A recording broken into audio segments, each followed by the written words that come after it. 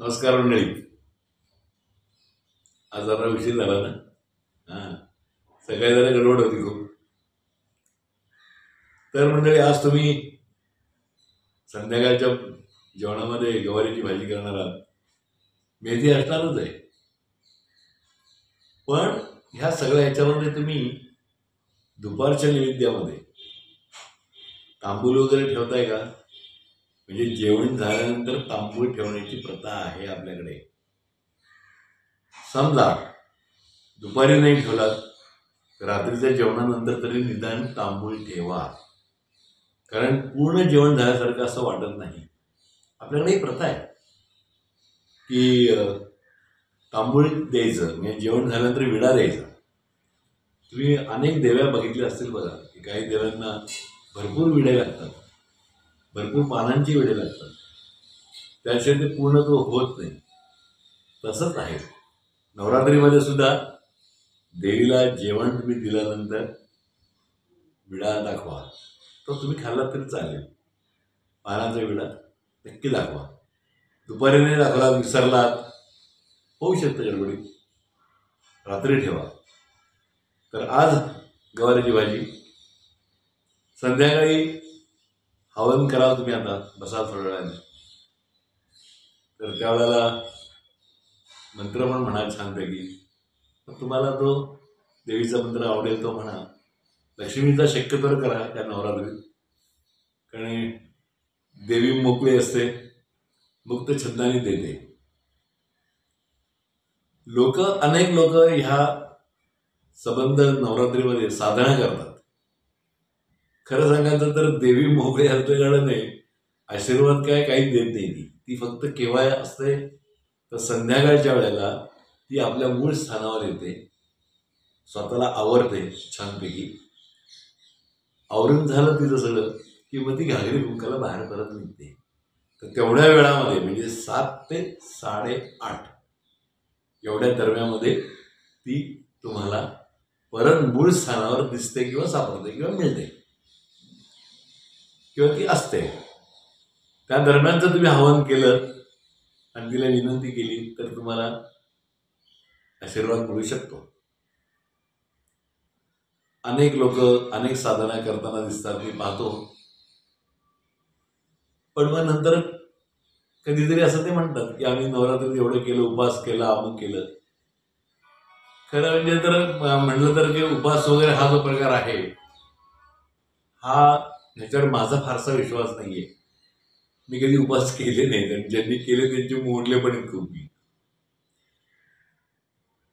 तर तुम्हाला समजा असं वाटलं कधी खिचडी खावी, तर पोटभर खा ना, एरवी सुद्धा खाऊ शकता तुम्ही.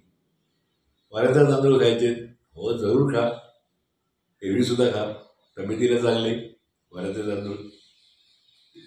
उपवासाचे जे पदार्थ आहेत तुम्ही एरवी सुद्धा तुम्ही खाऊ शकता.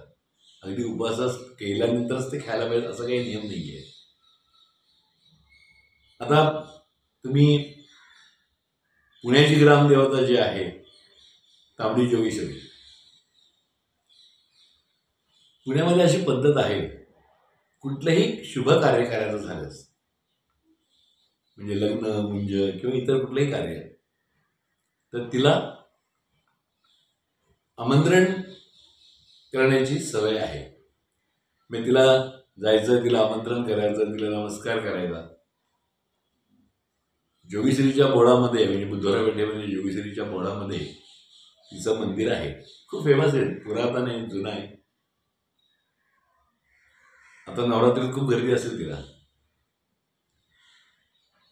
एरवी सुद्धा लोक जाता येता तिला नमस्कार करतात, भेटतात. पुढे गेले की शीतळा देवी आहे, तिथे खरजाई पण आहे. म्हणजे पूर्वी आपल्याकडे समजा घरामध्ये खरूज, नायडा किंवा फोड आले अंगावर, तर त्या खरजाईला किंवा त्या शीतळा देवीला जाण्याची पद्धत असायची. पुण्यामध्ये अजून काही ज्या जुन्या बायका आहेत त्यांना माहिती आहे, ते दैवात घेऊन ठेवतात तिला रविवारी. मग घरातली ही सगळी संकटं जी आहेत, ज्याला आपण व्हायरल इन्फेक्शन म्हणतो, हे सगळं जातं. अशी लोकांची श्रद्धा आणि भावना पण आहे. अनेक वेळा आम्ही जाताना तिथनं दर्शन घेतो तिचं. चित्रादेवीचं घेतो, कर्जईचं घेतो, योगेश्वरीचं घेतो. पुण्याच्या लोकांना, काही लोकांना माहिती आहे की नाही मला माहीत नाही, पण मान हा प्रथम योगेश्वरीचा आहे. नवरात्रीत मला असं वाटतं की एकदा तरी, रोज नाही जमणार पण एकदा तरी जायला काही हरकत नाही, दर्शन घ्यायला काही हरकत नाही.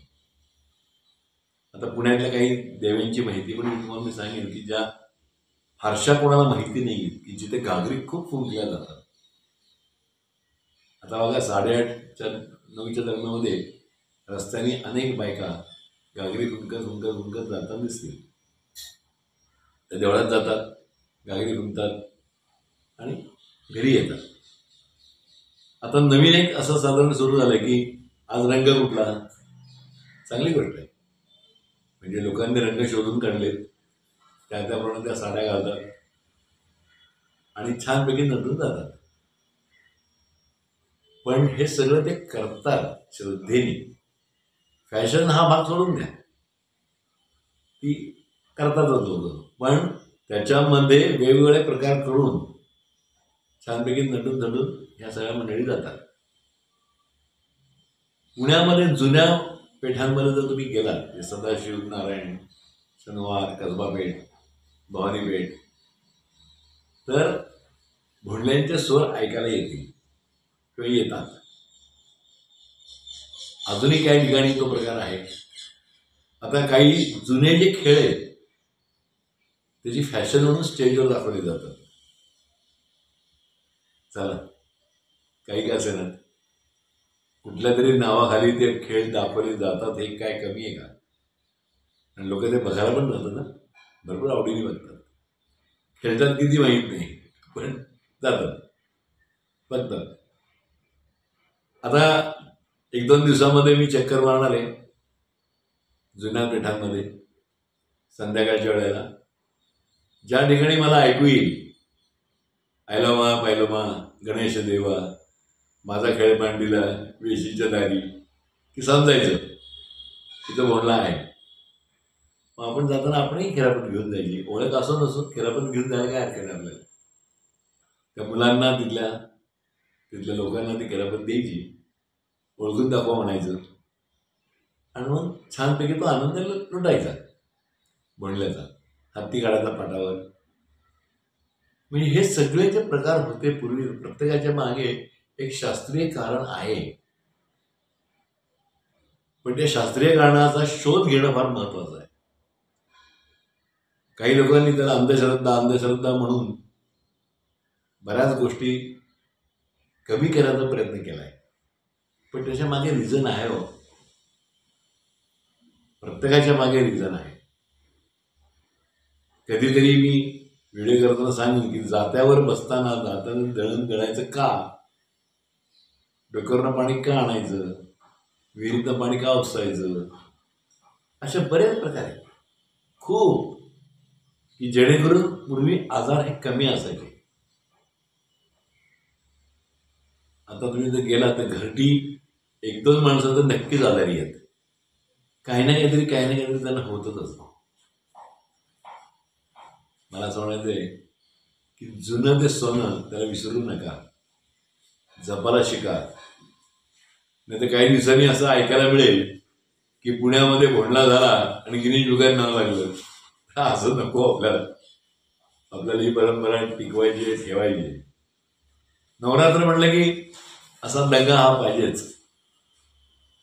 तर उद्याची भाजी आहे भरली भेंडी. सहज मिळू शकते, आणि मेथी तर कराच, पण जमल्यास आणि मिळाल्यास, सहज शक्य झाल्यास चवळीची भाजी मिळते बघा, पालेभाजी, ती करता आली तर करा. जमल्यास, कारण ती, काही जणांनी मला सांगितलं की वसईवरनं मागवायचं झालं तर आधी 2 दिवस वसई, विरार वगैरे यासाठी मागवायचं झालं 2 दिवस सांगायला लागतं, कारण भाज्या त्या मिळत नाही. बरोबर आहे तुमचं म्हणणं, कारण तसं ते खूप लांब आहे आणि भाज्या साधारण त्या बाजूलाच पिकतात. त्या भाज्या तिकडून इकडे यायला वेळही लागतो. अगदी बरोबर आहे तुमचं. म्हणूनच म्हटलं तुम्हाला की जमल्यास हरकत नाही. पण भरली भेंडी छानपैकी करा. अशी खाताना अशी मजा आली पाहिजे, असा आनंद लुटायचा भरल्या भेंडीचा. भाकरीबरोबर छान लागते, पोळीबरोबर पण छान लागते. बघा, हा करून तर बघा. आणि हो हवन चालू ठेवा, बाकी सगळं छानपैकी करा. पुण्यातल्या लोकांनी जोईसरीला जा, मुंबईतल्या लोकांनी तिथल्या ग्रामदेवला जा, पोटी भरताली तर भरा, फुटाणे द्या. पिवळे फुटाणे बरं का, खूप औषधी आहेत ते, त्याचे अनेक उपयोग आहेत. मी सांगितलं होतं ते एका व्हिडिओमध्ये की पिवळे फुटाणे जर रोज तुम्ही खाल्ले मुठभर तर नंतर तुम्हाला काय मिळतं ते.